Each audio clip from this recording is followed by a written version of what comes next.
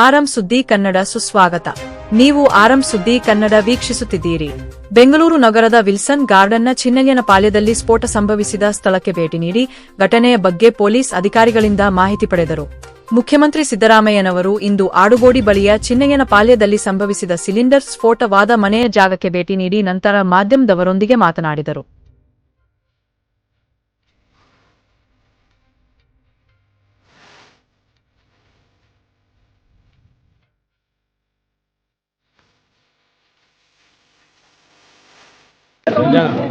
ದುರದೃಷ್ಟಕರವಾದಂಥ ಘಟನೆ ನಡೆದಿದೆ.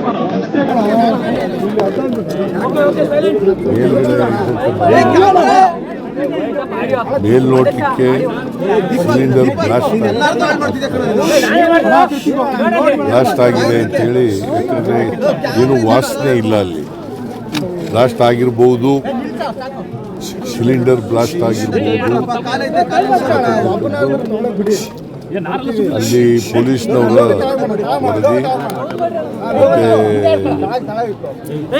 BBMP ಅವರ ವರದಿನೂ ಕೂಡ ಅದೇ ಇದೆ. ಇಲ್ಲಿ ಇದು ಒಂದು ವರಾಂಡ, ಚಿಕ್ಕ ಚಿಕ್ಕ ಮನೆಗಳಿದ್ದಾವೆ. ಸಣ್ಣ ಸಣ್ಣ ಮನೆಗಳಲ್ಲಿ ವಾಸ ಮಾಡ್ತಾ ಇದ್ದಾರೆ ಬಡವರು. ಇಮಿಡಿಯೇಟ್ ಆಗಿ ಮಹೇಶ್ವರ ರಾವ್ಗೆ ಹೇಳಿದ್ದೀನಿ, ಕೂಡಲೇ ಅವನ್ನೆಲ್ಲ ರಿಪೇರಿ ಮಾಡಿಕೊಡ್ಬೇಕು,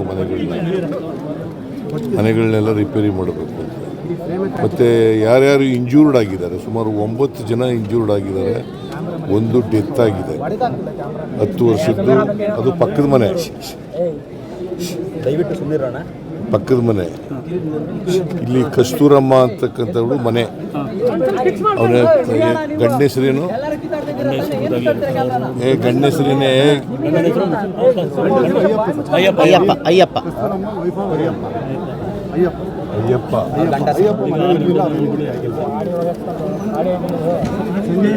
ಕಸ್ತೂರಮ್ಮ ವಿಕ್ಟೋರಿಯಾ ಆಸ್ಪತ್ರೆಯಲ್ಲಿ ಇದ್ದಾರೆ.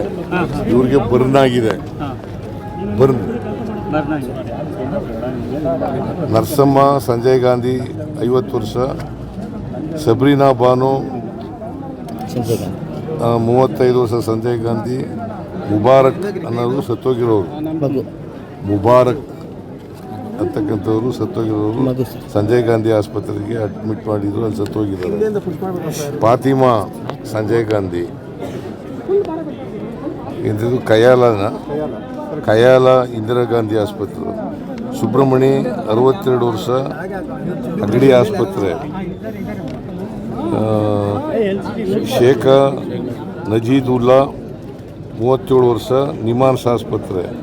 ಪ್ರಮೀಳಾ 38 ವರ್ಷ, ಸಂಜಯ್ ಗಾಂಧಿ ಆಸ್ಪತ್ರೆ. ರಾಜೇಶ್ 40 ವರ್ಷ, ಸಂಜಯ್ ಗಾಂಧಿ ಆಸ್ಪತ್ರೆ. ಸೊ ಒಟ್ಟು 10 ಜನ, ಒಬ್ಬರು ಸತ್ತೋಗಿದ್ದಾರೆ, 9 ಜನ ಇಂಜೂರ್ಡ್ ಆಗಿದ್ದಾರೆ. ಒಬ್ಬರು ಮುಬಾರಕ್ಕನವರು ಸತ್ತೋಗಿದ್ದಾರೆ. ಅವರಿಗೆ, ಅವ್ರ ಮನೆ ಕುಟುಂಬದವರಿಗೆ, ಮುಬಾರಕ್ಕನ ಸತ್ತೋಗಿದ್ದಾರಲ್ಲ ಅವ್ರ ಕುಟುಂಬದವರಿಗೆ 5 ಲಕ್ಷ ರೂಪಾಯಿಗಳನ್ನು ಪರಿಹಾರ ಕೊಡ್ತೀವಿ. ಗಾಯಾಳುಗಳಿಗೆ ಎಲ್ಲ ನಾವೇ, ಅದು ಚಿಕಿತ್ಸೆ ಖರ್ಚೆಲ್ಲ ನಾವೇ ನೋಡ್ಕೋತೀವಿ.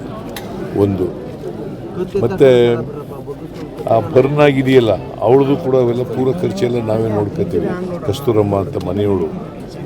ಸೊ ಅದು ಪಕ್ಕದ ಮನೆಗಳೆಲ್ಲ ಒಂದು 14 ಮನೆಗಳು, 13 ಮನೆಗಳು ಡ್ಯಾಮೇಜ್ ಆಗಿದೆ. ಅದನ್ನ ಕೂಡಲೇ ರಿಪೇರಿ ಮಾಡಿ ಅದನ್ನು ಮಾಡಿಸ್ಕೊಡ್ತಕ್ಕಂಥ ಕೆಲಸ, ಬಿದ್ದೋಗಿರೋದು ಮನೆಗಳನ್ನೆಲ್ಲ ಕಟ್ಟಿಸ್ಕೊಡ್ತಕ್ಕಂಥ ಕೆಲಸ.